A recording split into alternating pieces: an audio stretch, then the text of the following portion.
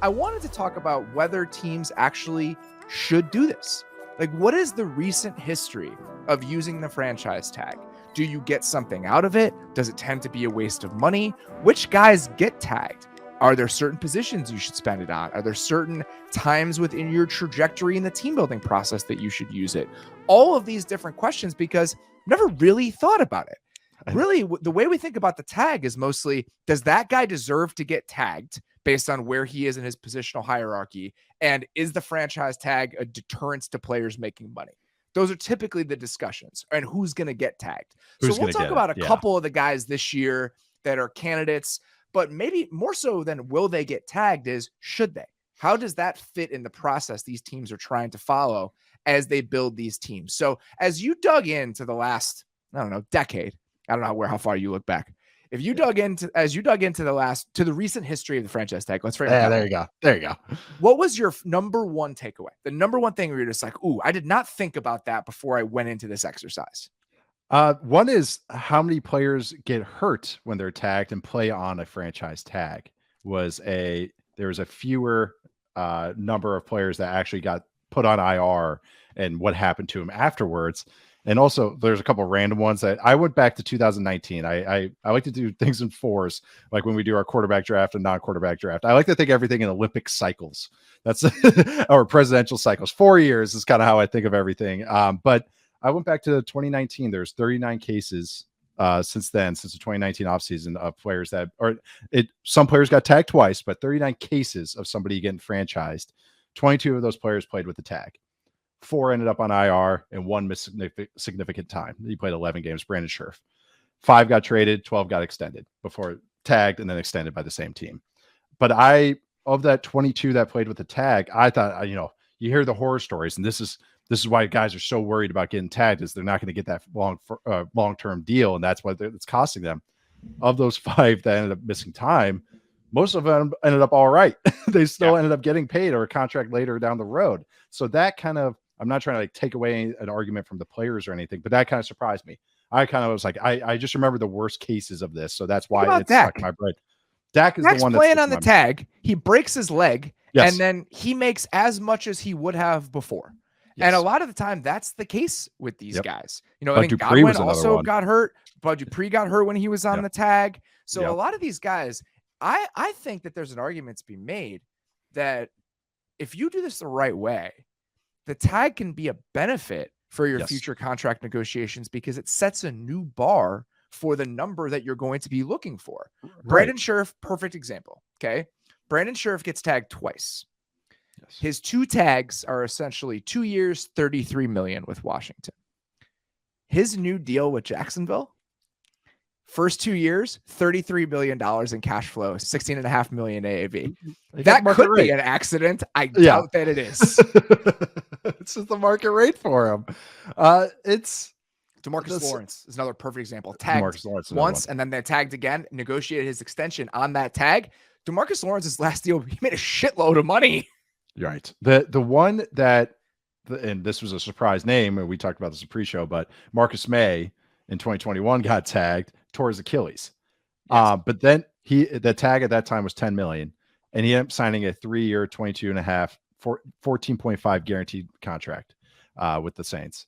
And that was the one. Well, one, I was shocked that he was tagged. We already just said this, but it was just that one. I was like, oh, I forgot about that. But that seemed like he ended up signing a deal that maybe hit his rate where he was taking basically a cut, but he still ended up signing a 14.5 guaranteed deal, $4 million guaranteed deal. I'm sorry. So that one was the one where it was like, okay, some of this injury might have hurt him because of what he could have gotten. But also I was shocked in the first place that he got tagged in the first place. So there's kind of like a little tit for tat there. So the Marcus May example, I think, is the one that I'd want to start with when we talk about missteps, just tags that don't really make sense as you look back on them with some hindsight. The Jets won 2 games that year. Yeah. When they tagged Marcus May. That didn't need to happen. You don't need to spend $10 million to tag a guy to keep that team together. And that lesson, I think, is one of those, if a coach is on a hot seat, if a regime is on its way out, we see some mistakes made with the franchise tag. Mm-hmm. I think that's one of them. Anthony Harris getting tagged in 2020 for this kind of weird Vikings team that is in transition, where are they a contender? Are they not? That one didn't really make a lot of sense. And then the one that obviously just pains me deep into my soul is Allen Robinson getting tagged by the Bears in 2021. Right. And that's, again, regime on a hot seat. You're trying to squeeze everything you can out of that final last year when it's like, oh man, we really got to turn this around. Like anything in life, when you're negotiating or operating from that position of urgency and weakness, it's probably not going to go well for you. The argument in favor of the Allen Robinson tag is that I think there are a couple examples of other ones that have sort of worked out. You have a rookie quarterback potentially. Mm-hmm. You don't want to lose your number one option or that security blanket or a receiver that guy can rely on. And you have this surplus value created by that rookie quarterback contract to afford that guy. So I understand the argument for it in that way, but that one did not work out. The one that I think you can justify in that way, in 2020, Hunter Henry got tagged by the Chargers. Mm-hmm. You think, but you draft Justin Herbert that year. So you have a guy you drafted in the top 10. Obviously that came later, but they had the 6th pick. I think they probably had a decent idea that they might try to draft a quarterback. Right. And that season, Hunter Henry caught 60 passes on 93 targets for that team. And I think it served as a little bit of a security blanket for your rookie quarterback. That nice to have some options. So I can understand that. And when you have the rookie quarterback contract, it's almost like front loading a deal. Like one of the downsides of the salary of the franchise tag is that even if it's you sign a guy to a 3-year, $30 million contract, like a tight end like Hunter Henry. So the AAV is the same as the salary as the franchise tag. You can spread that out.